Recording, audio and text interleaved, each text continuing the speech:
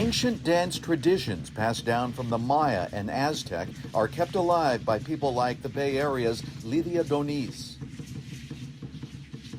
Lydia is a Guatemalan American whose family was forced to flee the genocide of indigenous peoples in her home country in 1975.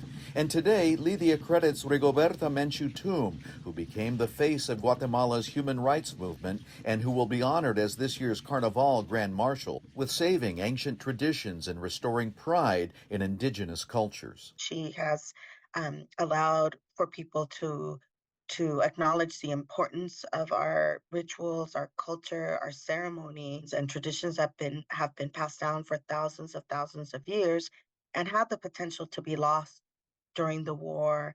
Menchu Tum won the Nobel Prize in 1992 after dedicating and risking her life to publicize the plight of indigenous peoples during the Guatemalan Civil War, in which hundreds of thousands of people were killed or vanished. She lost her own father, mother, and brothers to the violence. I think she said the quiet things out loud, really spoke up about the violence against indigenous people, the violence against indigenous women, from in a country with political unrest, and that it is a very dangerous thing.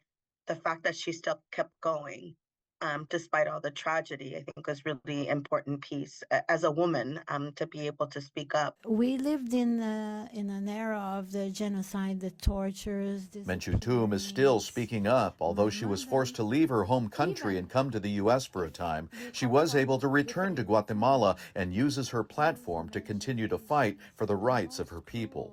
Lydia says Menchu Tum's influence has resulted in good here in the Bay Area. There are now places like the Indigenous Healing Center in Marin dedicated to the special needs of indigenous families. Everybody matters and that everybody deserves to be safe. And I think that her work is a testament of how someone can speak out loud and really make movement and change.